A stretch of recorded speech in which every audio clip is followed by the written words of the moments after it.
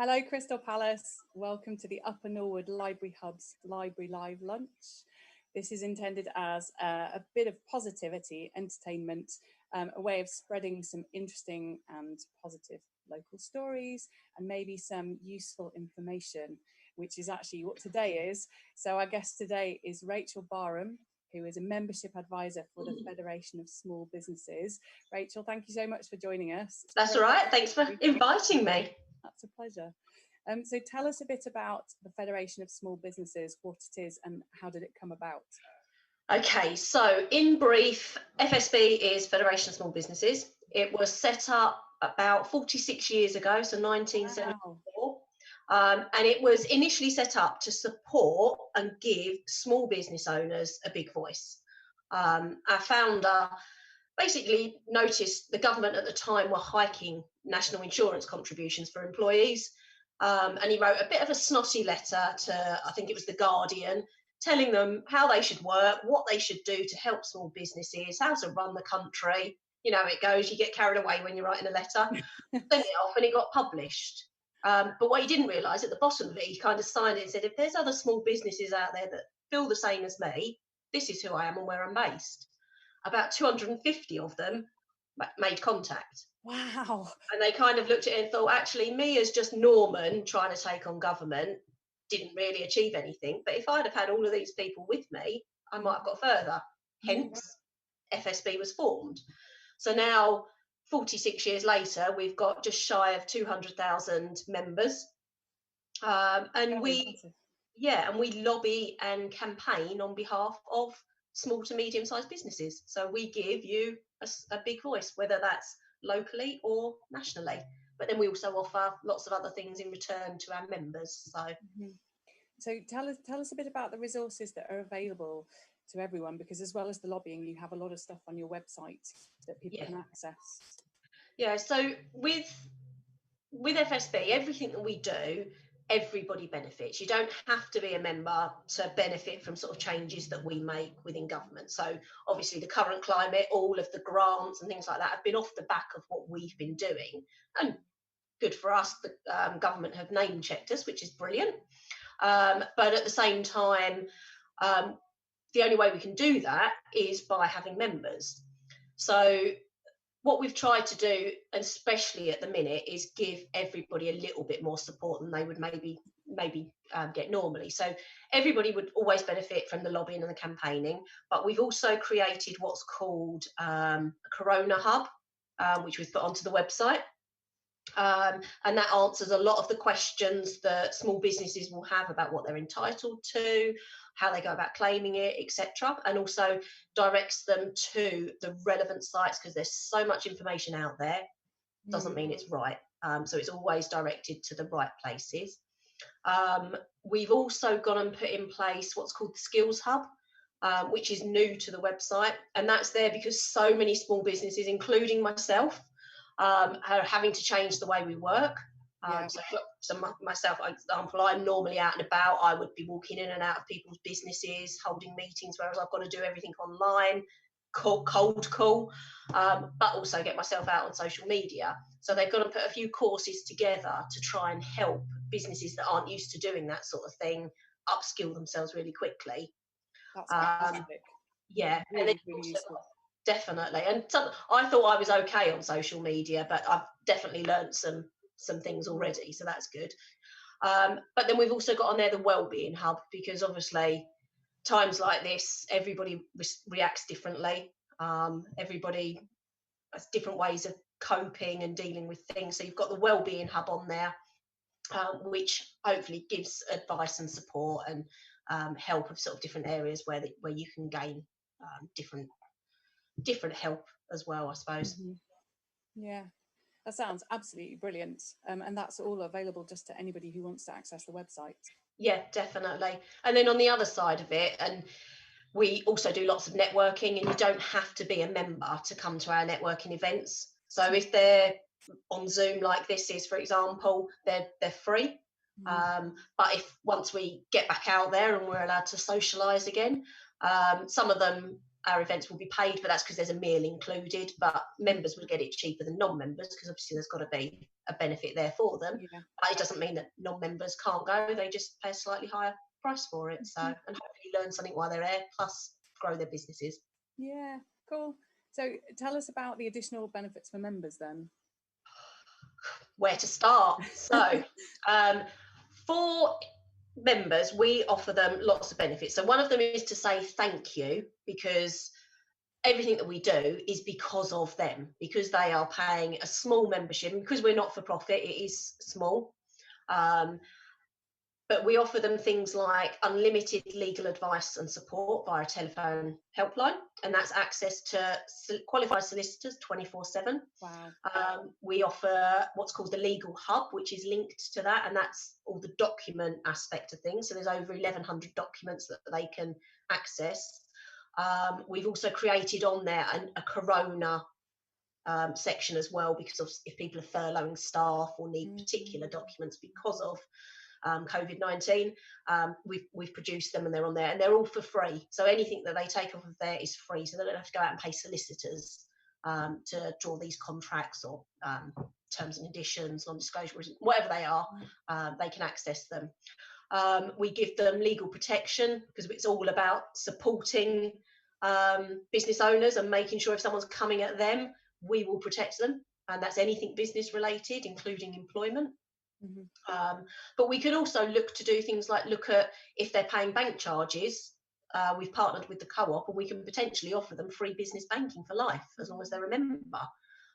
Reduce card, like the merchant services, we can reduce the payments on those. We can look at their insurances and give them insurance advice as well. They don't have to take the insurance with us, but we're still there to support them. And lots of other things. So it's all about the essential business things, so not specific to their business, but all the things that we all need, and then a couple of other different areas like debt recovery, card machines, that your businesses will vary slightly. See the events we've talked about, but then everything that we do, so all the networking, all the lobbying, is actually done by our members. They're not employees of FSB. As I said right at the beginning, we are all small business owners that have come together and fight for everybody. That's an amazing community then. They are all volunteering and helping. So if you've got members on here, thank you. And thank you from everybody else, because they're the ones that, whether it's filling in a survey and feeding back their experiences, but then you'll have other members that want to take volunteering to a next stage where they actually come together and help write manifestos or influence manifestos even, meet with local MPs and national MPs to influence change on behalf of us all. So amazing. Great. I did have a look actually to see, so for myself, I'm a self-employed musician, so it's just me. I have no staff members and things, and I had a look after chatting to you earlier, and I mean, it is amazing the amount of things that you offer. If I were to pay for all of those separately, it would come to just so much more than I think it worked out at maybe something like £13 a month for me or something for membership. Yeah, I was going to do it. So yeah. I mean, it's a one-off payment for the year, but if you use one of the services, it typically covers the cost of the annual membership. You use more, quids in, you're saving money. And the legal advice alone, you make one call to a solicitor, they charge you by the minute. So typically about £300 an hour plus VAT. Well, that's membership is half that. Yeah, that's for a self-employed individual. Obviously, it comes down to number of employees and stuff. But yeah, it's mad what you get for it. But it is brilliant. For me, it's a no-brainer. Brilliant. Just a quick word, people on Facebook who are you watching, if you have any questions for Rachel while she's here, I am keeping an eye on the Facebook feed, so please do send questions or comments or anything along, and we'll try and answer them as we go. Tell us a bit about how things are functioning now. You have touched on it, but obviously in the current situation, for a start, everything's moved online. What else? How is the FSB functioning at the moment? So it very similar, I suppose, to what everybody else is experiencing. A lot of what we've had to do is we now work from home. So membership advisors like myself, we're all self-employed. We do this typically as our main business, but others have got separate businesses on the side as well. There's very few employees of FSB. So people like payroll or marketing, people like that are employed, and customer services. But again, they've obviously had to all move back and do that from home. But that doesn't mean we've stopped all the campaigning and lobbying. So I know development manager for this region was on ITV yesterday, Sarah King. She's actually an employee of FSB, but you will regularly see the members who are doing the campaigning being interviewed to try and sort of put their stories across or talk about the bits that are affecting them. But then also, you've just got it from the bigger perspective. We're still fighting because there are a lot of small businesses that have fallen through the gap. I'm one of them. So I feel everybody's pain, although I'm not necessarily in the same boat as everybody else, but we can't celebrate these big wins when there are so many people that unfortunately haven't got anything and really don't know what to do. So we're still fighting and pushing for them. But you have already been instrumental in getting the government to acknowledge self-employed and small businesses need help as well as employed people. Definitely. So yeah, when the grants came out, that was brilliant. But of course, then it was okay. The self-employed, what are we going to do? So of course, then you got that win as well. But it's one that there's a lot of people that have only just set up. They haven't got previous employers that they can go back to and say, maybe you could furlough me. It's just not always options there. So yeah, we're still pushing to see what we can. Unfortunately, it will never be as big as the wins that we've had so far. And some of those aren't necessarily running as smoothly as what we would have hoped. And obviously the issues with the banks and things like that, but we are still fighting. Just because you don't see us doing it, it is going on in the background, and we won't stop. And as a self-employed person yourself, you're very well placed to know about both kind of the benefits and the disadvantages, potential pitfalls of being self-employed, and kind of right now especially. Definitely. Yes, and I think it's one of those, it's trying to maintain your enthusiasm, isn't it? Sometimes when you've had to change your business from how you imagined it and how you potentially enjoyed working to going, I've now got to do something different to survive this. So yeah, but it's about the communities, it's about being involved in all of this and seeing actually it's not just me. There are a lot of people out there, and there will always be somebody worse off than you out there. But actually, how can we all help each other? Are there little things that we can do, whether it's buying things from people or buying a service from them, and returning it in a different way, that we can help each other survive this time? And then hopefully we've grown our network at the same time when we do get out there, made some friends along the way. And also learned a huge number of new skills. I mean, I don't know about you, but my learning curve over the past month has been just incredible, and sort of quite overwhelming at times, but it's all stuff that I know that I will continue to use in the future. Definitely. Well, who would have thought who'd ever heard of Zoom before? Yeah. Or Blue Jeans, that's one that we use a lot as well. So but yeah. Yeah, absolutely. So if you were going to give one piece of advice for small business owners at the moment, what would it be? Reach out. I know it's difficult because there's lots of different bits of advice you could give, but it's just reach out to people. Nobody's going to laugh at you. Everybody cares at the minute. Probably the nicest we've ever been to other people, aren't we? Because we're normally so focused on ourselves. But actually, everybody in one way or another wants to help everybody. So yeah, reach out to people. Be maybe a little bit more open than you would normally, so that people can see how they can support you, whether it's mentally, financially, training, whatever. But also do a lot of the courses. Make the most of the time. I know it's one of those boring things that everybody keeps saying, and we're educating ourselves and improving ourselves, but actually we're not going to get this opportunity again. I don't know how many LinkedIn courses I've gone and done, and I've got, straight after this one, I've got a Twitter one, but do you know what? I've got the time to do it, so why not? Yeah, and get on as many of these type things as you can. So there's so many events out there at the minute. Make the most of it while they're free. Yeah. We've just been joined on the Facebook chat by Samantha, Stephanie and Perry, so welcome. If you have any questions for Rachel, please do put them on the feed, and we'll try and answer them in the next few minutes. Just going back to advice for small business owners, I think the other thing that you mentioned to me earlier was about the grants and making sure that people actually apply for them.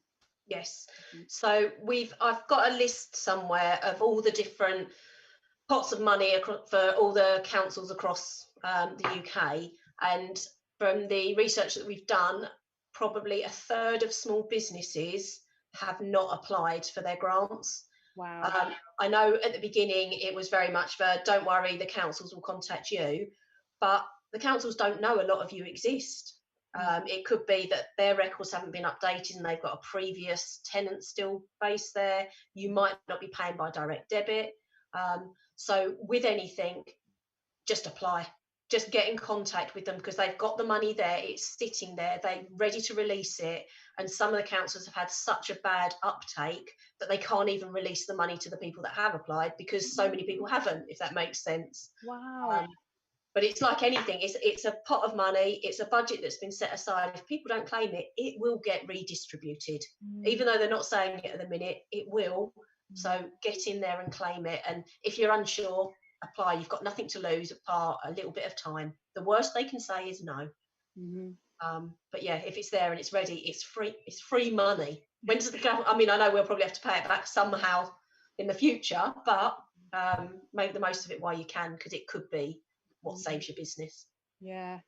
Right, guys, if you haven't applied already, get doing that while you can. It sounds like that will actually help everybody. Potentially it's going to have an impact on the other businesses in the area as well. So please, if you haven't applied for your grant, do it and see what happens. Definitely. And also, if anybody's having any issues, whether they've been declined for loans or grants that they thought they were entitled to, let us know, because it's the one time where we can fight for non-members. Normally it's very focused, you have to be a member for us to sort of pick up your plight, I suppose. But actually this is the one time where, being a non-member, we will still try and fight your corner for you, or at least give you some advice on what to do. And I've provided a link for a survey as well, because we need to know how businesses are struggling, because at least then that will influence what we campaign for after this is finished and how we can then change it to what we then do for small businesses. Brilliant. And you said that you're happy for people to contact you direct. So if people need help and support, if they are interested in helping you shape going forwards, I guess, with the survey or other ways, and if they're interested in membership of the Federation of Small Businesses, that actually they can contact you direct. So what's the best way to do that? I've given you my email, my phone number, so I don't know if you want to put it on the chat, or they can find me on LinkedIn, Twitter, Instagram. It's generally my name and FSB, so I'm quite easy to find to make contact.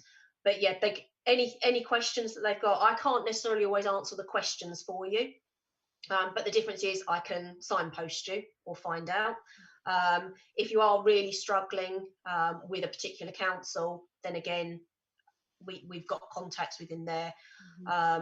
But yeah, if you're looking to join, definitely come to me directly.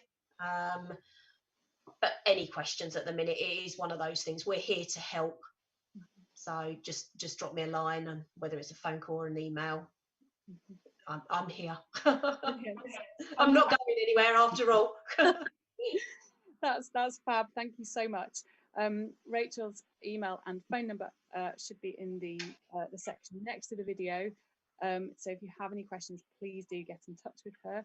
Rachel, it's been brilliant to chat to you. Thank you so much for coming on the show and talking to us about small business. Hopefully it was useful. Absolutely, definitely, and good to spread the word. At this point, I think everybody's probably in need of at least knowing that there's help and support out there and how to access it, even if you don't need it right now. You know, we don't know how long this will last, and we're potentially all going to need it at some point soon. Exactly. And I suppose that's the thing to bear in mind with us is, yes, everything is so focused on what's going on now. FSB are there for whatever your business issues are, whether it's disputes with landlords, disputes with the council over rubbish. We're here for lots of different reasons. So, and it's all different industries. It doesn't make any difference whether you're a plumber, a beauty therapist, a singer. Yeah, it really doesn't matter. Fantastic. Thank you very much. We've apparently got a couple of technical issues, so we don't have Rachel's details there. I'm going to give them to you right now, and they will also be added to the comments after this ends. So if you're wanting to get in touch with Rachel, her email address is Rachel, RACHEL, .Barham, BARHAM, @fsb.org.uk. And I actually haven't written your phone number down. Would you mind just? Oh, of course. The phone number is 0.